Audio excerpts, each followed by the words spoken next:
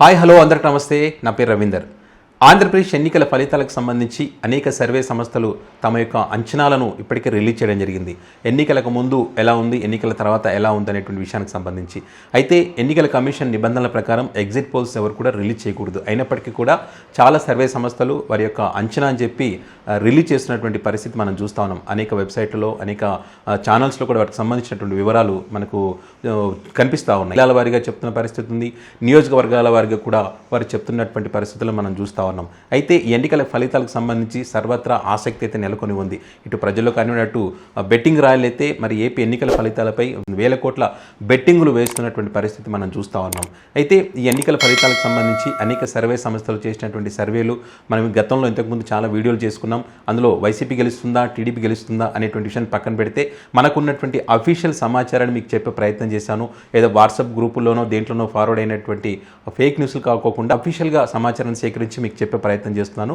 దయచేసి అది గమనించగలరు. ఇప్పుడు నేను చెప్పబోయేటువంటి survey Bharat political research analyst centre చేసినటువంటి సర్వేకి సంబంధించి.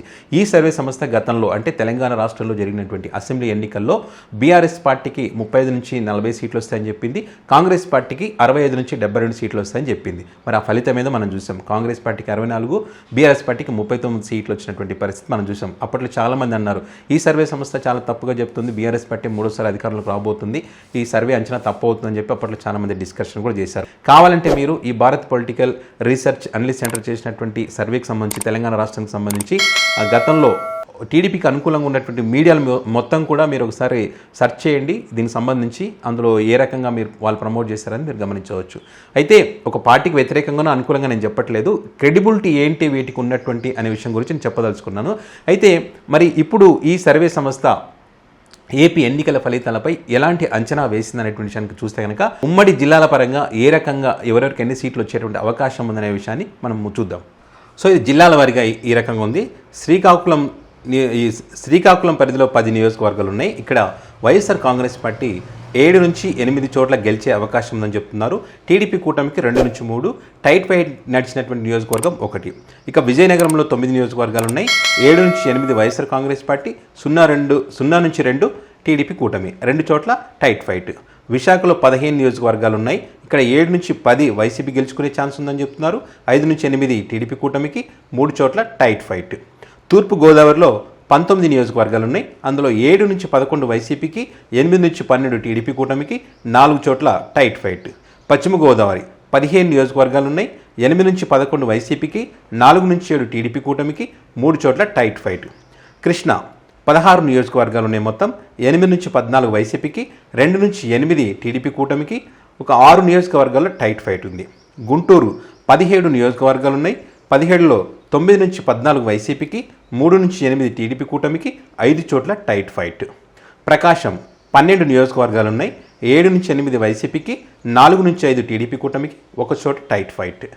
ఇక నెల్లూరులో 10 నియోజకవర్గాలు ఉన్నాయి. 9 నుంచి 10 వైసీపీకి, 0 నుంచి 1 టీడీపీ కూటమికి, 1 చోట టైట్. కడపలో మొత్తం 10 నియోజకవర్గాలు ఉన్నాయి. 9 నుంచి 10 వైసీపీ గెలుచుకునే ఛాన్స్ ఉంది. ఇక్కడ టీడీపీ కూటమికి 0 వచ్చే అవకాశం ఉందనేది వీడియో అంచనా.